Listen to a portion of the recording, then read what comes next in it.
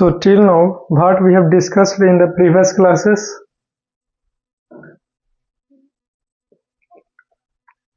Okay, today's we will cover objective questions and most importantly NCERT questions, right? जरा सा इसमें हिंक वगैरह सब तो डाल लेने दो।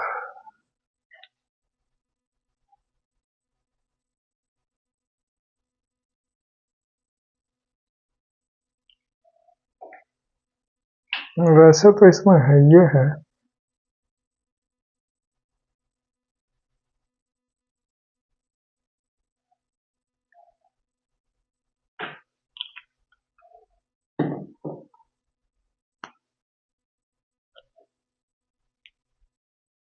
ठीक है, फिर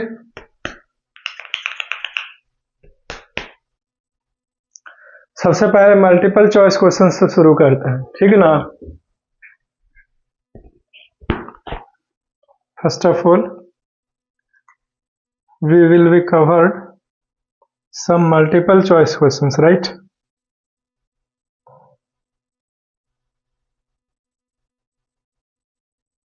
Just wait.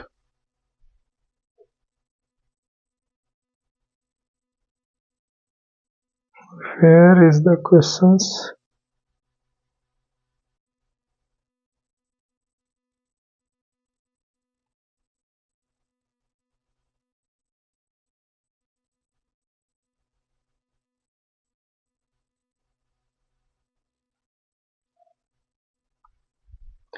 Okay, we have found it. Let's see.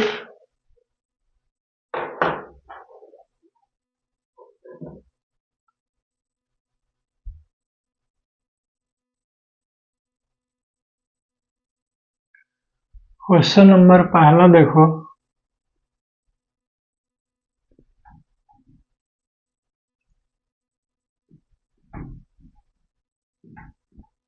Why does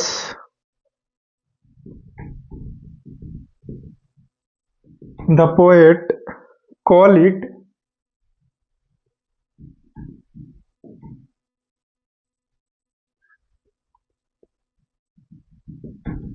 dust of snow?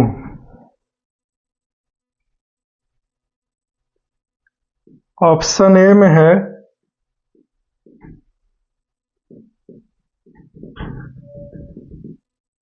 snow particles were too tiny,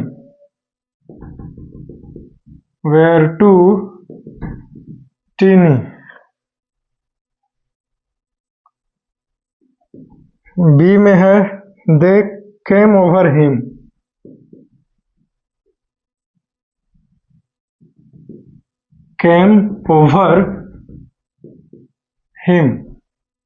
सी में देखो they felt like dust,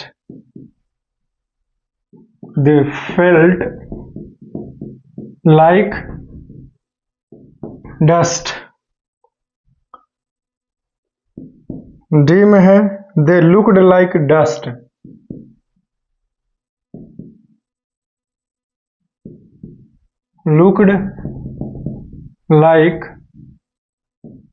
dust,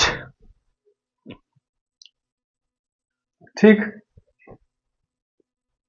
question number 2, through the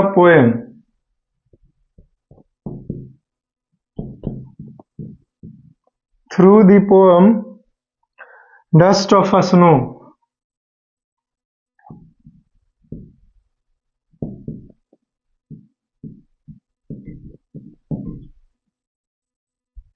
Robert Frost is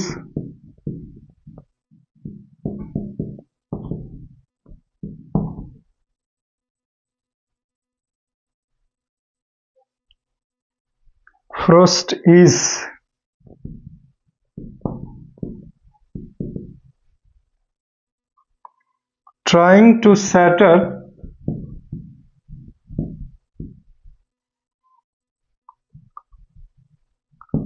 all the beliefs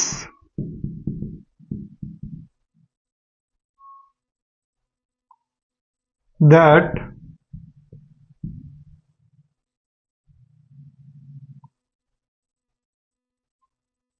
humans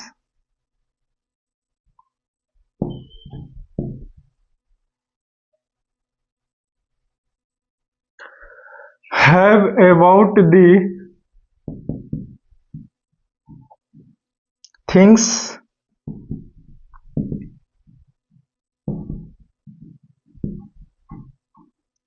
that they consider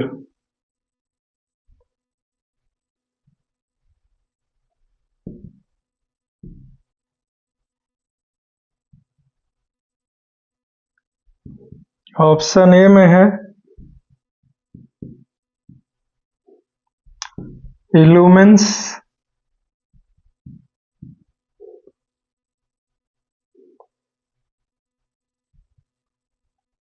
B में auspicious,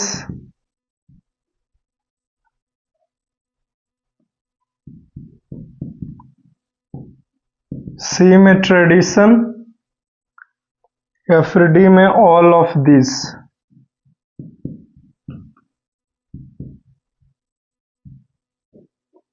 कौन सा सही है बताओ।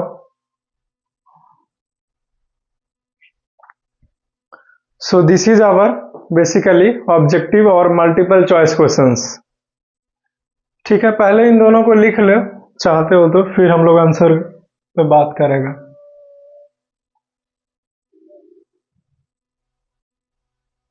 So have you written this?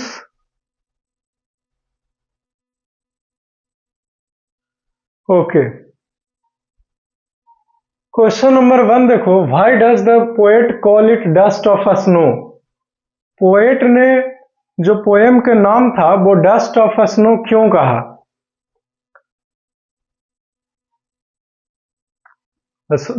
Snow का dust है तो इसीलिए नाम पड़ा dust of a snow. Poet ने क्यों नाम दिया? तो ऑप्शन देखिए, ए में है snow particles were too tiny. क्या जो बर्फ के जो पार्टिकल्स थे वो बहुत ही ज्यादा छोटा छोटा था, कण था, इसीलिए उसको डस्ट ऑफ अ स्नो कहा गया। या फिर बी में दे केम ओवर हिम, उनके ऊपर आया इसीलिए हमने उसे डस्ट ऑफ अ स्नो कहा। या फिर सी दे फेल्ट लाइक डस्ट, कि वो डस्ट के जैसा महसूस हो रहा था या फिर प्रतीत हो रहा। और दे लुक्ड लाइक डस्ट, यानी कि वो धूल जैसा प्रतीत हो रहा था, दिखाई दे रहा था, इसीलिए उन्होंने डस्ट ऑफ स्नो कहा। क्या कारण है इसमें से? तो इसमें से करेक्ट आंसर जो है वो ऑप्शन ए है। समझा?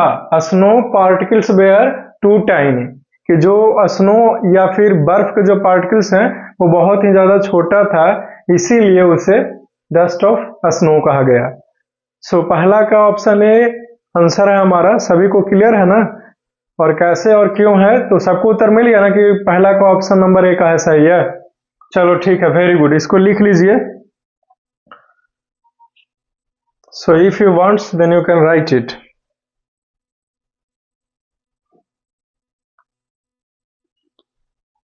नेक्स्ट क्वेश्चन नंबर 2 देखो, through the poem dust of a snow Robert Frost is trying to shatter all the beliefs that humans have about the things that they consider। Question number 2 में कहने का मतलब ये है कि कविता के माध्यम से, जिसका नाम है डस्ट ऑफ स्नो, जो लिखा गया है रॉबर्ट फ्रॉस्ट के द्वारा, ठीक है, तो वो कविता के माध्यम से जो बिलीफ्स है, जो लोगों को माइंड में जो कुछ चीजों को लेकर के है, उसको वो नष्ट कर देना चाहते हैं। ठीक, तो पोएट में जिक्र है कौवा, जैसे उसको अशुभ माना जाता है, ठीक है, हेमलॉक ट्री उसको अशुभ माना जाता है। तो रॉबर्ट फ्रॉस्ट ये कहते हैं कि नेचर में अशुभ ऐसा कुछ चीज है नहीं, नेचर में जो कुछ भी चीजें हैं वो सभी के सभी शुभ है। तो जो लोगों को माइंड में ये जो इस तरह के बिलीव बैठा हुआ है, अंधविश्वास जो बैठा हुआ है, इसको वो तोड़ना चाहते हैं। ठीक, तो illumines, auspicious, traditional, all of this, तो इसमें से सही आंसर है इल्यूमिन्स। ठीक, इसका मतलब अंधविश्वास। ठीक है, ऑस्पिशियस अनलकी ऐसा कुछ नहीं होता है, वो कह रहे हैं। इल्यूमिन्स का मतलब वो अनलकी, दुर्भाग्यशाली चीज है। ठीक, और ऑस्पिशियस का मतलब, तो इसका मतलब तो भाग्यशाली हो जाएगा ना, भाग्यशाली, ठीक। या फिर यूं कहूं कि लकी। और ट्रेडिशन मतलब प्राचीन, और ऑल ऑफ दिस तो होगा नहीं। Illumines is the correct answers. तो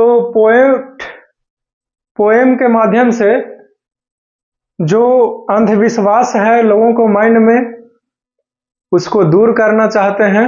वो बताते हैं कि कौवा का तो हमारा समाज जो है वो अपशगुन मानता है, लेकिन ऐसा कुछ नहीं है, सभी कुछ नेचर में शुभ ही शुभ है। क्यों? क्योंकि कौवे के कारण ना dust of snow hemlock tree से नीचे गिरा जी, ठीक। तो पोएट ने अपना कीमती समय को क्या किया, बचा लिया बर्बाद होने से। तो कौवा ना होता, ना गिरता बर्फ कवि के ऊपर, तो वो अपना कीमती समय को न बचा पाते। ठीक है, क्लियर, ओके। सो ये दोनों को लिख लीजिए, फिर हम लोग आगे बढ़ते हैं, ठीक। कुछ और ऑब्जेक्टिव क्वेश्चंस हो जाए भाई, isn't it?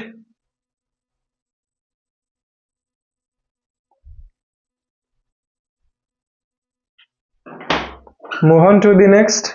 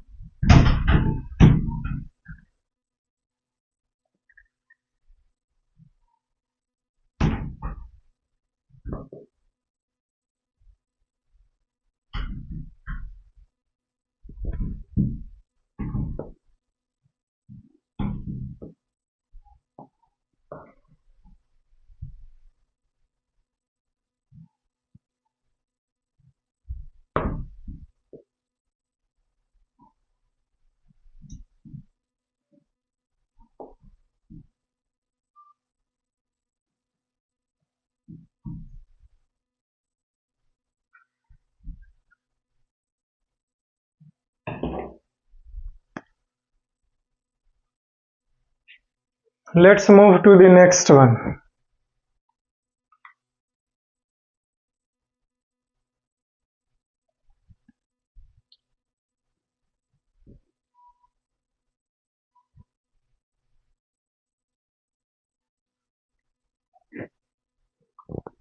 क्वेश्चन नंबर 3 देखो,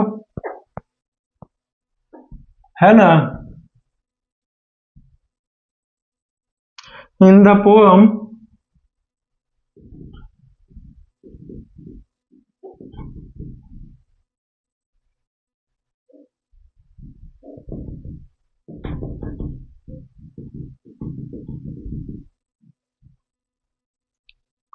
Dust of Snow,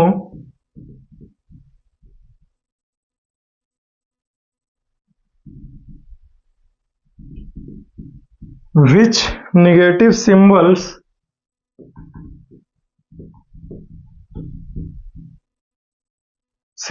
आया है जी। चलो बहुत बढ़िया आ गया है। Symbols have been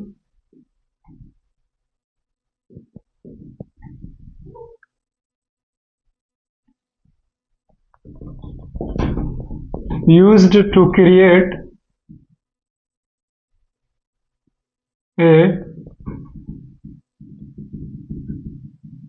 a positive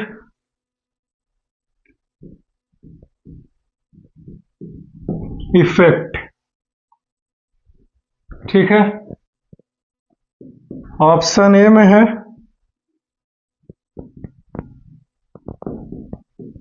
hemlock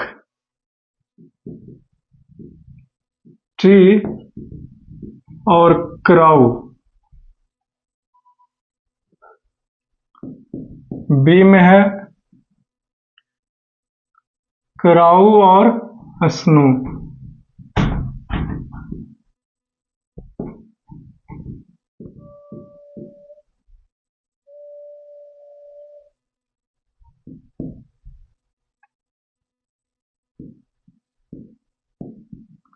option C में है snow and hemlock tree.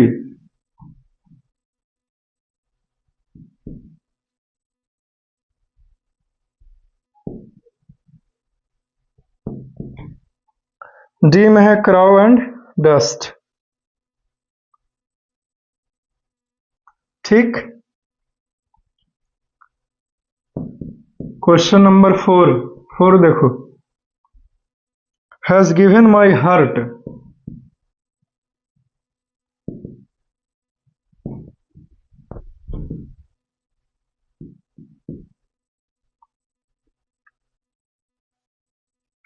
A change of mood.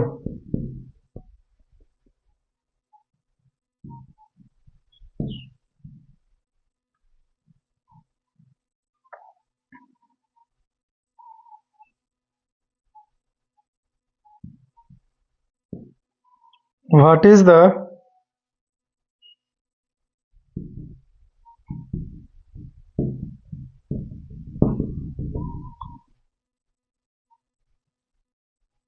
poet's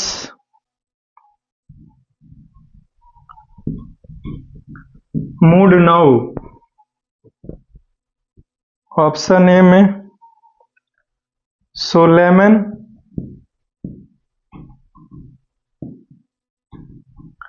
या फिर option B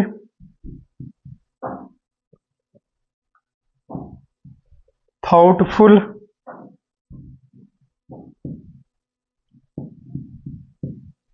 option C happy,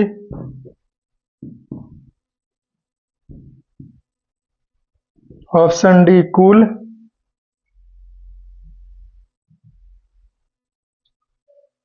चलिए ये क्वेश्चंस है हमारे, इसे लिख लो। ये दोनों क्वेश्चंस इंपॉर्टेंट है, क्या पता दोनों में से कोई एक आ जाए मैट्रिक के बोर्ड में, है कि नहीं? कहा नहीं ना सकते हैं हम लोग जी कि कौन सा आएगा कौन सा नहीं आएगा, राइट? इसीलिए बी केयरफुल, कोई भी क्वेश्चन आए आप हमेशा तैयार रहें। समझ रहे हो मेरी बातों को? बहुत बढ़िया। क्वेश्चन नंबर 3 देखो, in the poem dust of snow which negative symbols have been used to create a positive effect.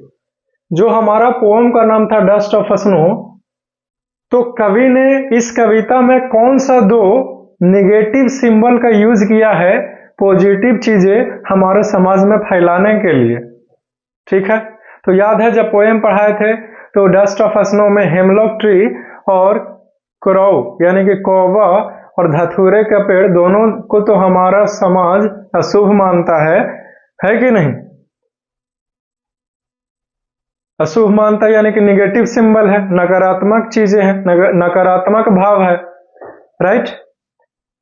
So hemlock tree और क्राउ ये सही आंसर है। अब बर्फ तो होगा नहीं, है कि नहीं? बर्फ के पार्टिकल्स तो गिरता है ना जी, और स्नो और हेमलॉक ट्री भी नहीं होगा। डस्ट धूल तो होगे नहीं। हेमलॉक ट्री और क्राउ ये दोनों नेगेटिव सिंबल्स है डस्ट ऑफ स्नो वाला पोएम में, और इन दोनों को पॉजिटिव इफेक्ट देने का प्रयास किया है कवि ने, और ये बोला कि अशुभ नाम का ऐसा कुछ भी नहीं है जो हमारे इस प्रकृति में है, क्योंकि इस कौवे के वजह से ना जो डस्ट के पार्टिकल्स है कवि के ऊपर गिरा और उनका मूड जो है वो बदल गया और वो खुश हो गए, क्योंकि पहले तो उदास बैठे थे। ठीक है, तो आपने देखा ये तो अशुभ मानता है कौवा को, लेकिन इन्होंने कौवा ने शुभ काम किया है। जस्ट वेट,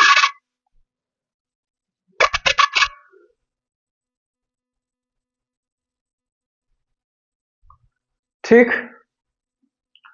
सो ये खत्म होता है तीसरा जी। ठीक है, चौथा क्वेश्चन देखो,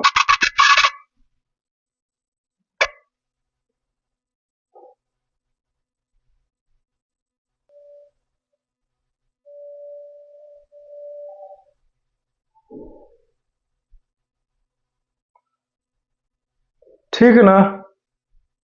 ओके, सो क्वेश्चन नंबर 4 को एक्सप्लेन करना है। देखिए ऑब्जेक्टिव क्वेश्चन है, has given my heart A change of mood, और मेरा मूड जो है वो बदल गया।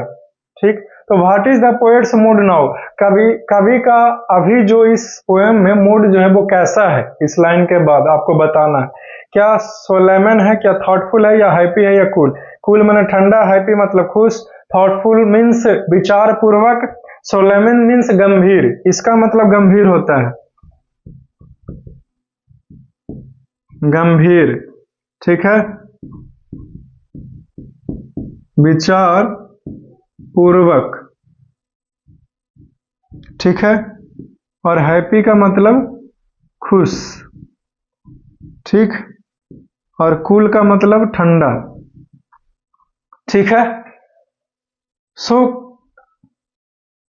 पोएट तो पहले उदास बैठे हुए थे हेमलॉक ट्री के नीचे, लेकिन जैसे उनके ऊपर बर्फ गिरता है तो ये लाइन पढ़ने को मिलता है पोएम में कि has given my heart A change of mood, यानी कि मेरा मूड जो है वो अब बदल जाता है। तो आप कैसा मूड है, तो हैप्पी है। कवि जो है वो बहुत ही ज्यादा खुश हो गए और वो अपना जो कीमती समय है उन्होंने बचा लिया। तो ये सी आंसर सही है, चौथा का सी होगा, इसको टिक आउट कर लो, यहां तक लिख लीजिए। ये ऑब्जेक्टिव क्वेश्चन से इंपॉर्टेंट था इसीलिए हमने करवाया।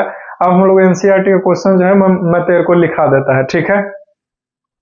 फिर हम लोग प्रैक्टिस पेपर से कुछ क्वेश्चंस को सोल्व करेंगे जो हमेशा करवाता ही हूं, ठीक। लिख लिए होंगे।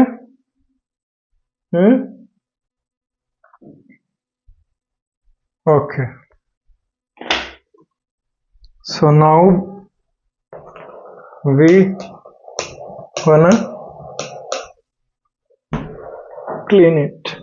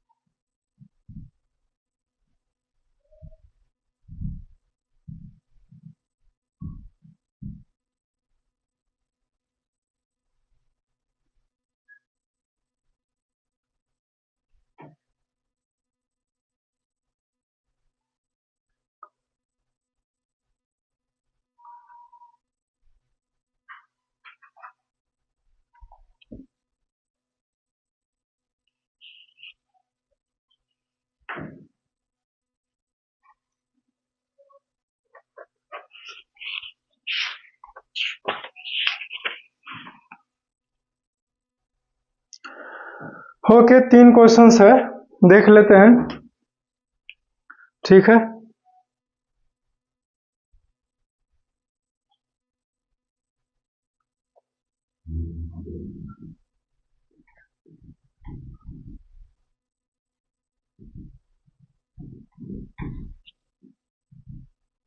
एनसीईआरटी क्वेश्चन है ये, एग्जामिनेशन पॉइंट ऑफ व्यू से वेरी वेरी इंपॉर्टेंट है ये। What is a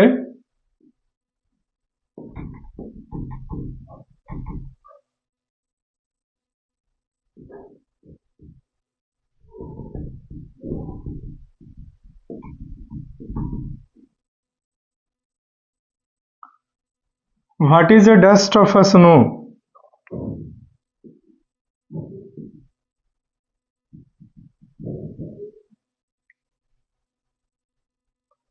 What does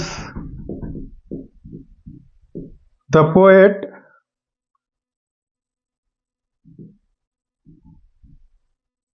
poet say has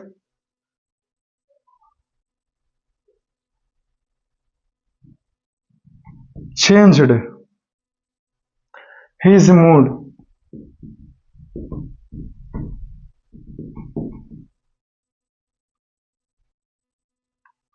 How has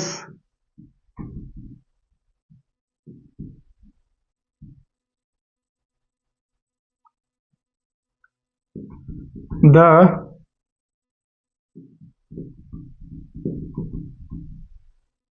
poets mood changed.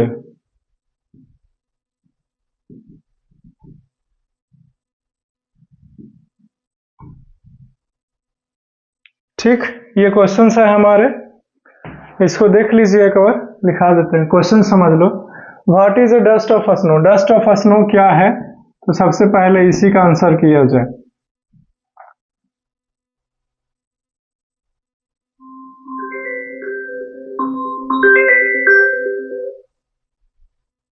लिखेंगे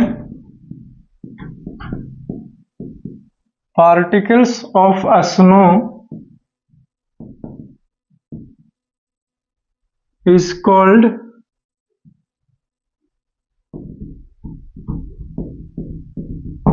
डस्ट ऑफ स्नो। खत्म हो गया।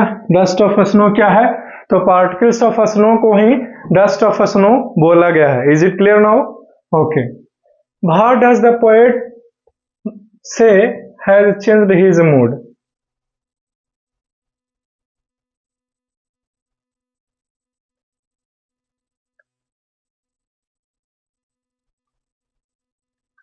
यानी कि यहाँ पे कहने का मतलब है कि ऐसा क्या चीज है जो पोएट्स के मूड को बदल दिया। तो लिखेंगे इसी में कि dust of snow has changed poets mood. खत्म हो गया जी। ठीक है। अब how has the poets mood changed? कवि का मूड कैसे बदला, ये हमारा क्वेश्चन है। तो सबसे पहले लिखेंगे कि जो हमारा डस्ट ऑफ स्नो है वो हेमलॉक ट्री के ऊपर से पोएट के ऊपर गिरता है, तो पोएट का मूड जो है वो बदलता है। कैसे? तो उदासी से खुशी की तरफ उनका मूड जो है वो बदल जाता है। ठीक, तो इसी चीज को लिख लेंगे हम लोग। ठीक है, लिख लीजिए।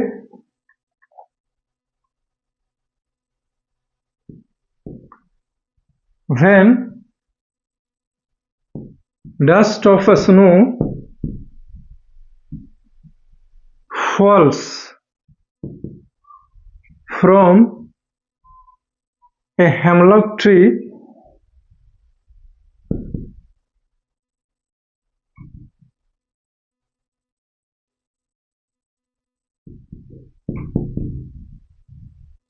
from a hemlock tree on the poet,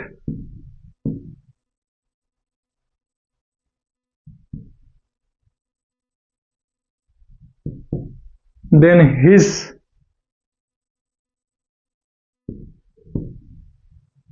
mood changed.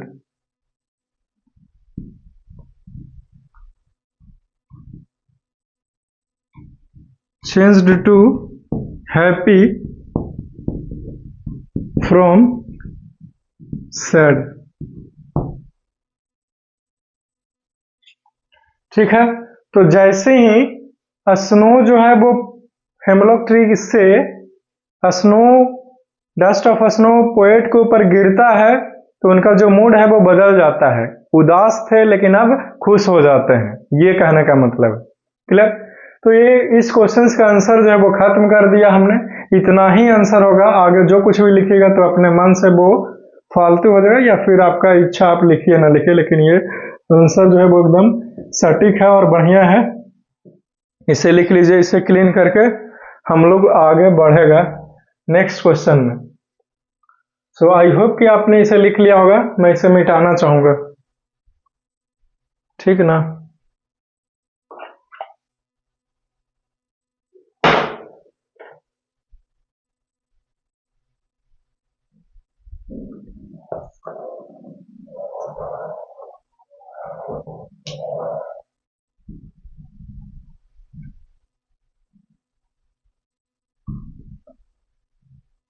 लिख लिए था ना? चलिए ठीक है।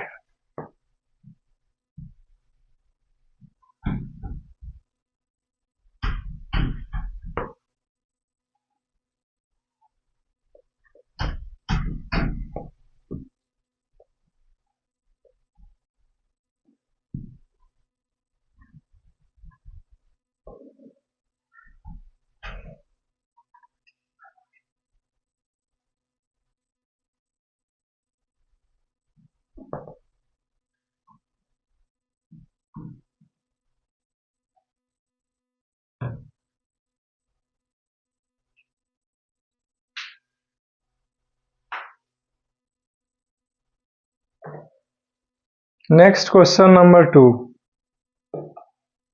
ठीक है, let us C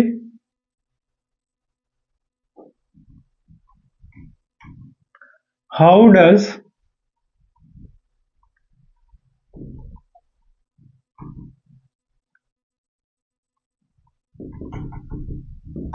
Frost present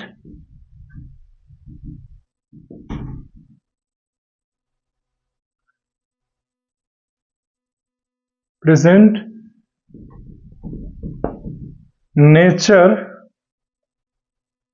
in this poem.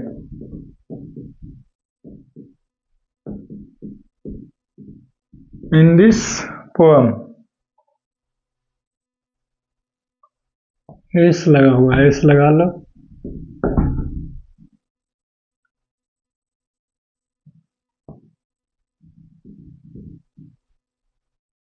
The following questions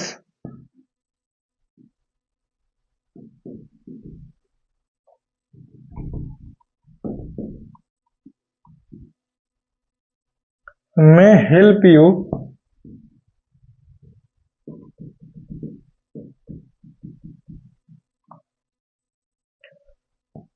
to think of an answer.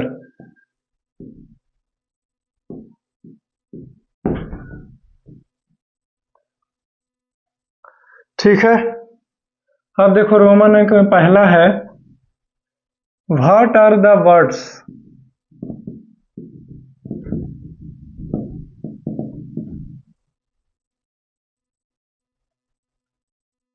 birds that are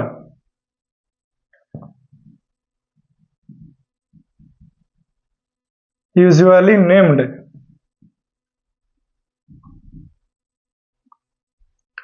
in poems.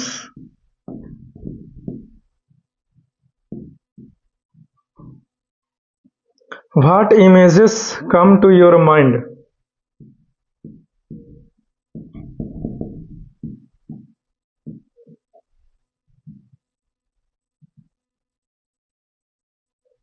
Come to your mind.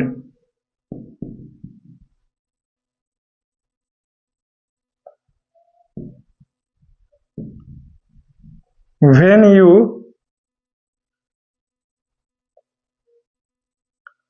think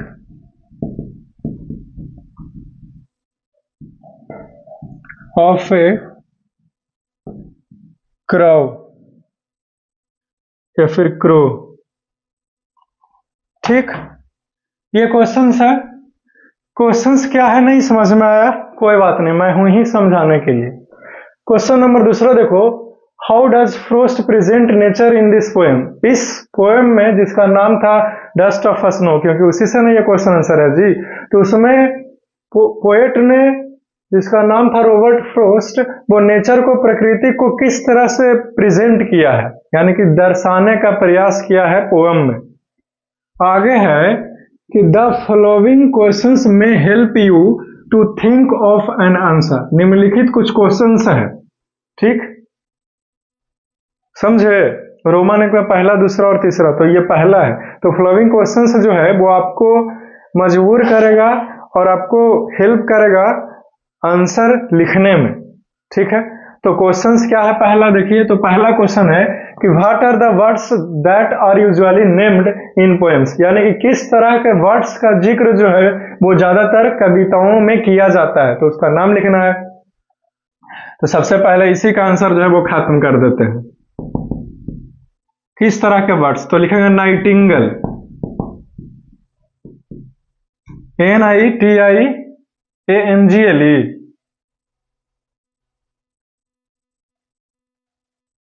NITIANGLE, Nightingale, Nightingale. ये होगा कि नहीं होगा मैं कंफर्म नहीं हूं, लेकिन देख लो जो है जो यही है भाई, नाइटिंगल हो गया, यानी कि इसको हिंदी में बुलबुल कहते हैं, ठीक है। और पीकॉक पिकॉक। कोयल को क्या बोलते हैं इंग्लिश में, बोलो? स्पैरो। स्पैरो माने गोरैया होता है, पता है हमको। कोयल, ठीक है, हिंदी में लिख दिया। मेरे को इंग्लिश पता नहीं कोयल को क्या बोलते हैं, ठीक। तो नाइटिंगेल, पिकॉक, मोर, स्पैरो, गोरैया, कोयल, इस तरह का पक्षियों को मेंशन किया जाता है पोएम में। कौवा को कोई नहीं मेंशन करता, समझे? इटसेट्रा आर ऑफन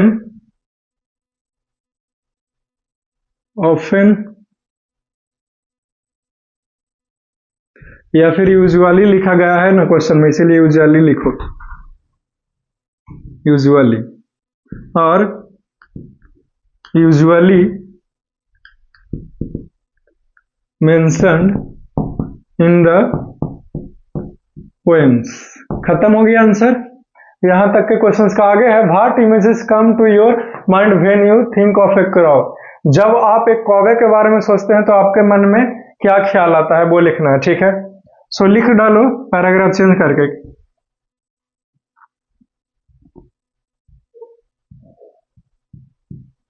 लिखो व्हाट इमेजेस, लिखो अनलक्की और अनऑस्पिशियस यानी कि अशुभ type of images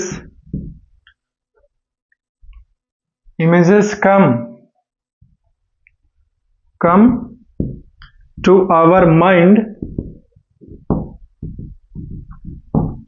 when we think of a crow, ठीक है। तो दुर्भाग्यशाली या फिर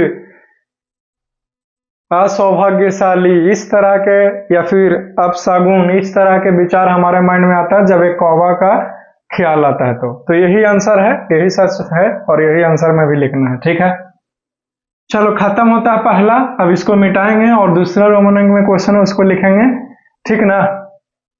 फिर तीसरा, तो यहां तक आप लिख लीजिए, फिर हम लोग आगे बढ़ेगा। लिख लिया है, मिटा दें? Have you written this? Can I erase it? Okay, all right, let's erase it. Erase it.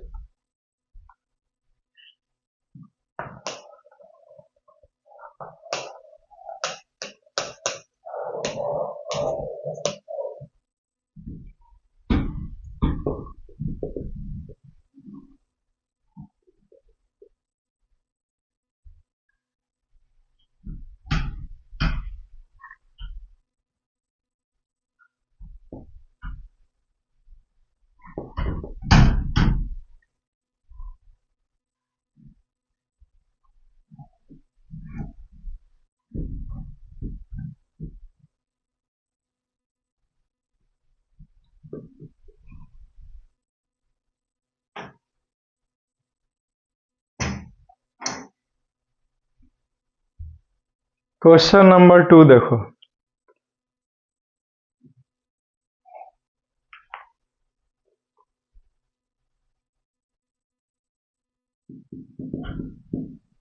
आपको ये पार्ट फिर से लिखने की जरूरत नहीं है, ये चीजें फिर से लिखने की जरूरत नहीं है। पहला का आंसर लिख लिया, उसके नीचे सीधे आप रोमन अंक में ये 2 लिख करके लिखो और फिर आंसर लिखना शुरू कर दो, ठीक। समझ गया ना? ये ना कि कोई फिर से ये लिखे लगो भाई।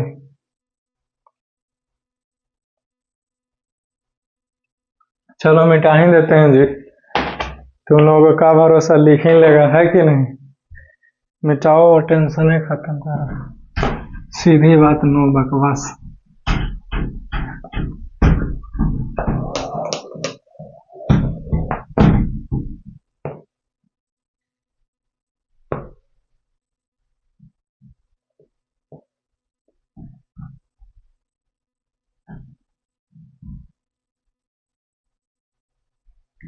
हो गया।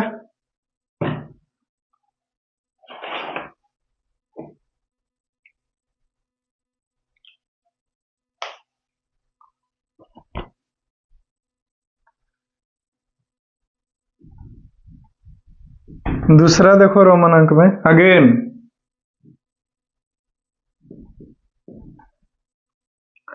What is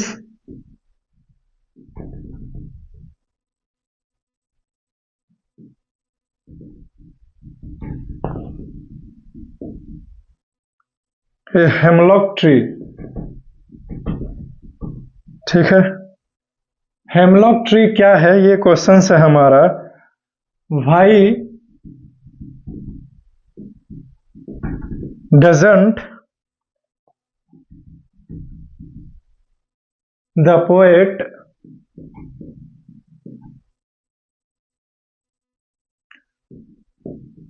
right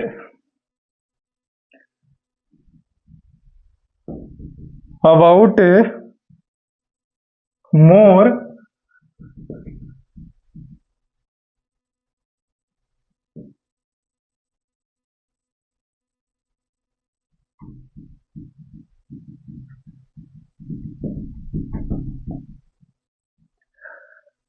more beautiful tree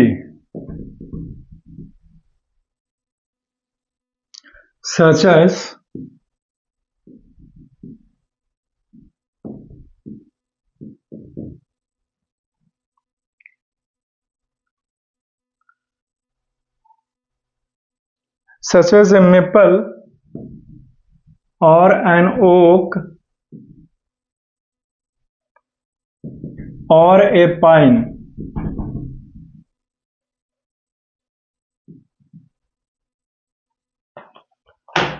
questions क्या है समझिए इसको। क्वेश्चन है कि what is a hemlock tree. Hemlock tree क्या है, तो सबसे पहले इसका आंसर लिखो। तो पढ़ाया था कि हेमलॉक ट्री जो है वो एक पॉइजनस ट्री है। लिखेंगे कि hemlock is a poisonous tree. ठीक है, इसी में आगे बोला गया कि भाई doesn't the poet write about a more beautiful tree such as maple, oak और पाइन। तो मेपल, ओक और पाइन यह एक अलग किस्म का, अलग तरह का पेड़ है जो खूबसूरत होता है। तो इस तरह के खूबसूरत पेड़ कविता में मेंशन करने की वजह रॉबर्ट फ्रोस्ट सर ने हेमलॉक ट्री यानी कि एक पॉइजनस पेड़, धतूरे का पेड़ को मेंशन किया। क्यों? क्योंकि वो अशुभ चीजों को शुभ दिखाना चाहते हैं पोएम में पोएट। ठीक, वो कहते हैं कि नेचर में जो कुछ भी है वो अशुभ कुछ भी नहीं है, सभी कुछ शुभ ही शुभ है। इस चीज को पोएट दिखाना चाहता है, इसीलिए वो हेमलॉक ट्री को अपनाया, सिलेक्ट किया कि पोएम में मेंशन करेंगे हेमलॉक ट्री को। बात के मतलब समझ गया? तो लिखेगा आगे आंसर में।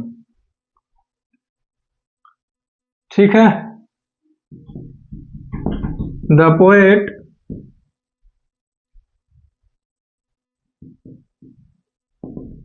trying to symbolize positive effect of the negative things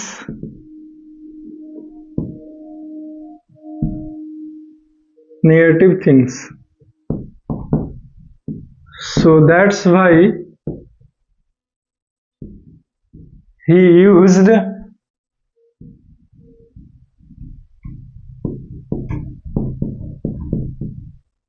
hemlock tree instead of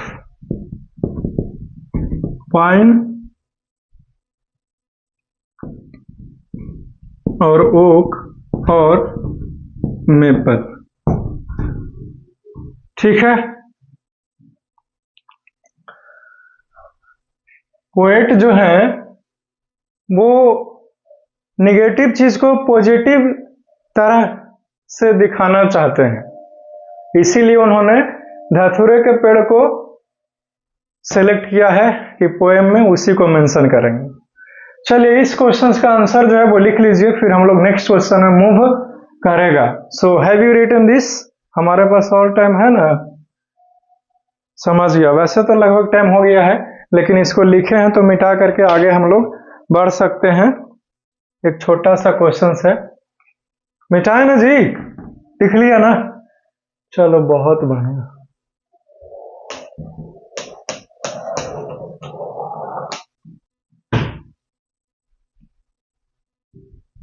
मिटा रहे हैं?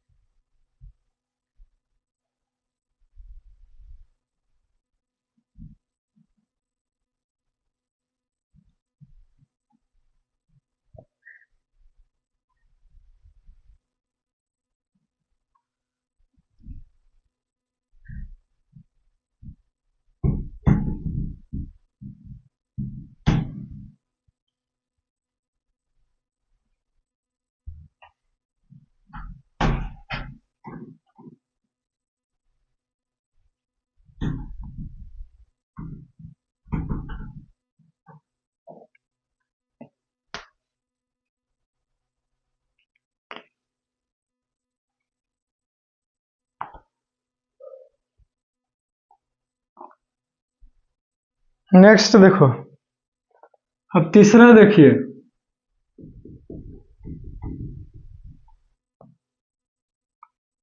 What do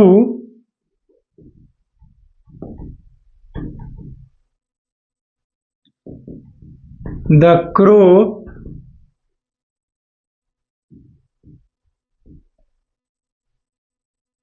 and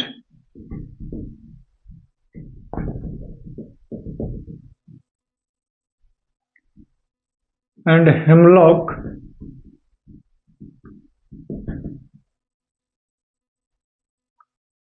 represent Joy और sorrow?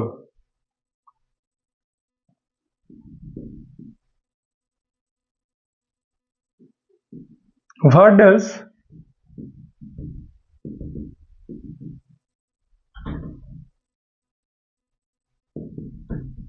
the dust of snow that the crow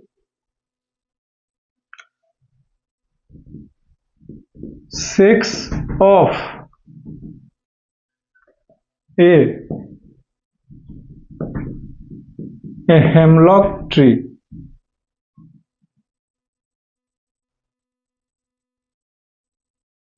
Stand for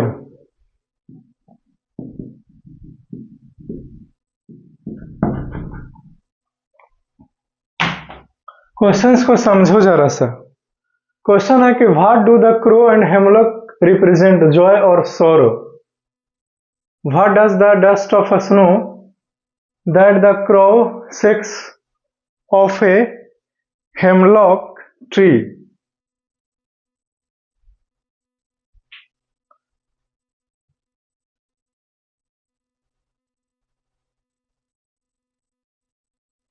सबसे पहले हम लोग आंसर लिख लेते हैं किस चीज का।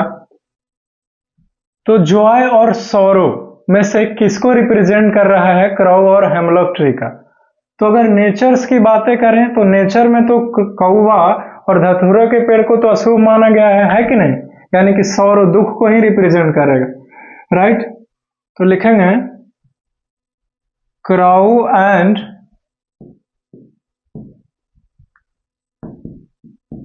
Hemlock represent this sorrow. Sorrow को हिंदी में दुख कहते हैं, दुख। ठीक है, दुख को रिप्रेजेंट कर रहा है कौन, कौवा और हेमलॉक ट्री।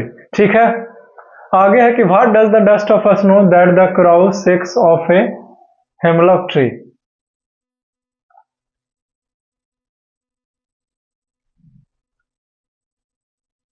यानी कि what does the dust of a snow that the crow shakes, वो डस्ट ऑफ अ स्नो आखिरकार वास्तविक में था क्या, जिसको कौवा ने हेमलॉक ट्री के ऊपर से कवि के ऊपर झाड़ डाला, गिरा डाला। ठीक है, तो लिखेंगे कि कविता में जो डस्ट ऑफ अ स्नो है, dust of a snow is the symbols of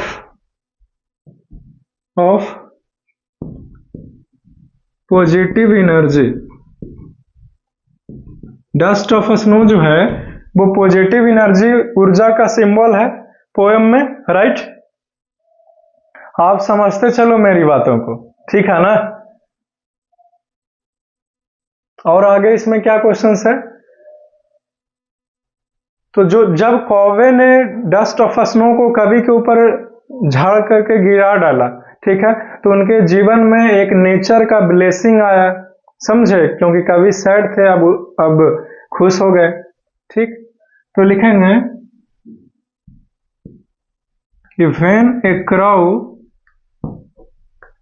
sex dust of snow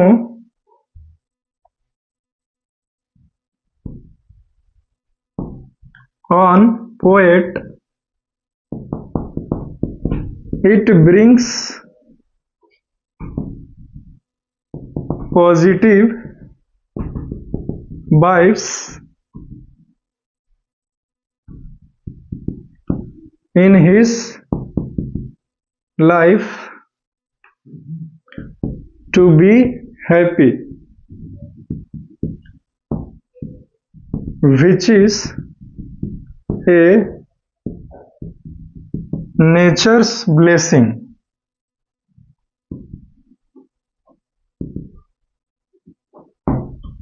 ठीक, तो जब क्या हुआ कि कौवे ने उस पेड़ को हिलाया, हेमलॉक ट्री को, और जो डस्ट ऑफ स्नो है वो पोएट्स के ऊपर गिरा, तो वो एक भगवान का, प्रकृति का आशीर्वाद था कवि के लिए, जो कि उदास थे और खुश हो गए, क्योंकि उनके लाइफ में पॉजिटिव विचार आने लगा। क्योंकि उससे पहले तो वो उदास होकर के बार बार सोच करके अपना कीमती समय को बर्बाद कर रहे थे, लेकिन अब उन्होंने समय को बचा लिया। इसीलिए नेचर्स का, प्रकृति का ब्लेसिंग था वो पोएट के लिए, जो कि उनके जीवन को बदलने का काम किया। ठीक है, तो ये आंसर जब वो खत्म होता है इसको लिख लीजिए। ठीक है, फिर मैं इसे इरेज करूंगा, फिर नेक्स्ट क्वेश्चन में मूव करूंगा।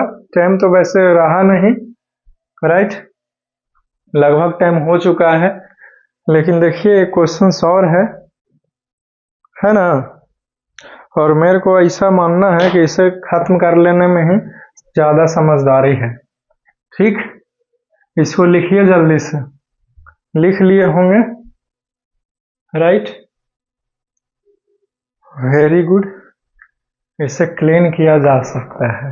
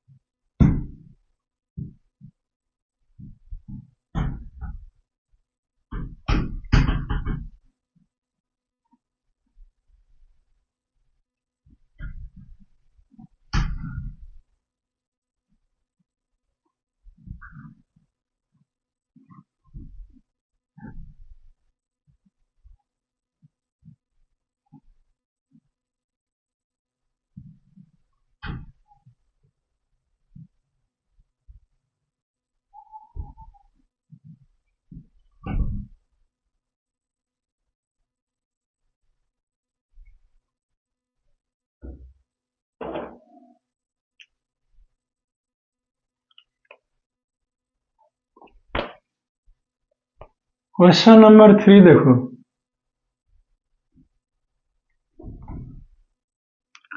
have there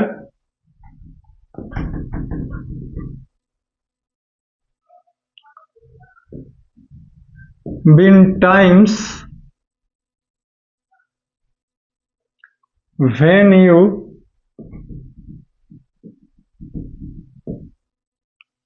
felt depressed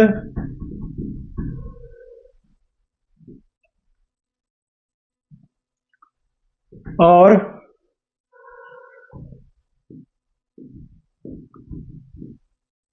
hopeless. Have you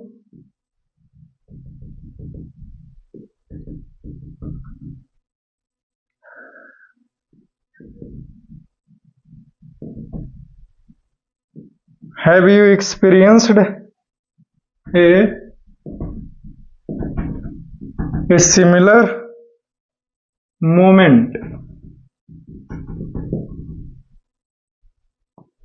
that changed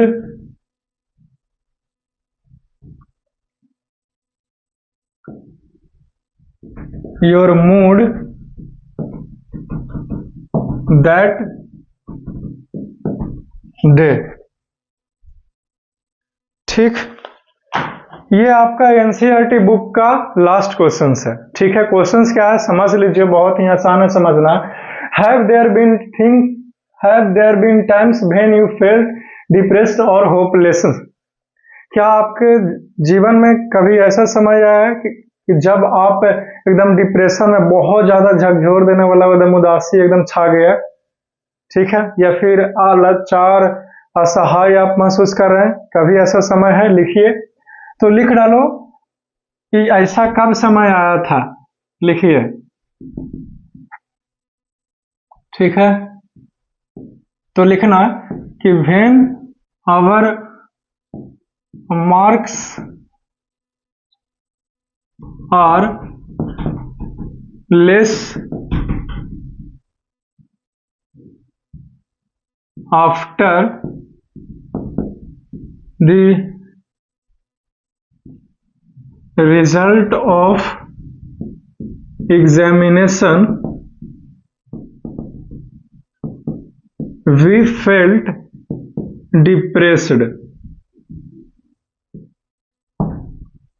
कहा कि आपके जीवन में ऐसा समय आया कि आप जो है वो एकदम डिप्रेशन जैसा फेल्ट किए, तो कुछ भी लिख डालेगा, है कि नहीं? लिख दिए हैं तुम्हारे लिए कि जब हमारा एग्जाम देने के बाद जो रिजल्ट आता है और उसमें नंबर कम आते हैं तो हम लोग बहुत ही ज्यादा उदास रहते हैं, डिप्रेशन रहते हैं। ठीक है, तो ये आंसर लिखा हमने।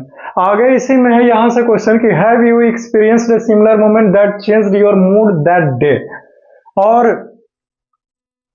क्या उसी के जैसा कुछ और आप अलग एक्सपीरियंस कुछ है, अनुभव है आपको, जो आप एकदम से उदास थे और एकदम से खुश हो गए? तो लिख डालिए कि जब गर्मियों के दिन में लाइट चली जाती है तो फैन नहीं चलता है तो हम लोग उदास रहते हैं, लेकिन जैसे ही लाइट आता है, फैन चलता है, हम लोग खुश हो जाते हैं। लिख डालो, है कि नहीं? सोचेंगे तो लिखना, करना है क्या? लिखो।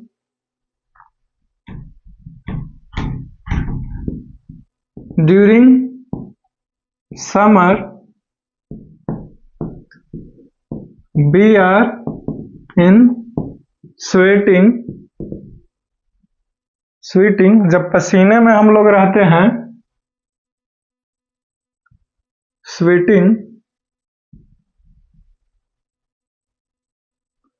स्वेटिंग आवर बॉडी, और जब हमारा शरीर जो है वो पसीना निकाल रहा होता है, ठीक है,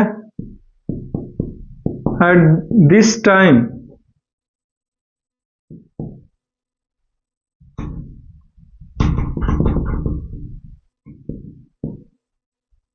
when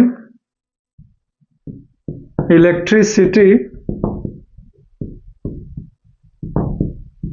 available or came, we felt happy to run fan, but before this we are very sad। अरे चलो खत्म हो गया जी। तो ये आपका एनसीईआरटी का क्वेश्चन जो है वो खत्म होता है। सभी क्वेश्चंस को और आंसर को हमने एक्सप्लेन किया। तो हम आपके लिए बहुत ही ज्यादा मेहनत करते हैं, हर एक चीज लिखाता हूं मैं खुद से, ताकि आपको अच्छा लगे और आपको आगे पढ़ने का प्रेरणा मिल सके जीवन में, ठीक है। आप मन लगा करके पढ़िए। मैं ज्यादा आपको मोरल वैल्यू का ज्ञान नहीं देता। क्यों? क्योंकि मैं आपका टाइम को इधर उधर की बातें मैं नहीं उतना लेना चाहता हूं। और आपको समझाएं कि आप तो 10th क्लास में आ चुके हैं कि नहीं, आप तो दुनिया को समझा सकते हो, मैं आपको क्या ही समझाऊंगा, राइट। ठीक है, फिर चलते हैं, देखूंगा। See you soon in the next class and for that you must wait. Have a nice day, enjoy your day, take care.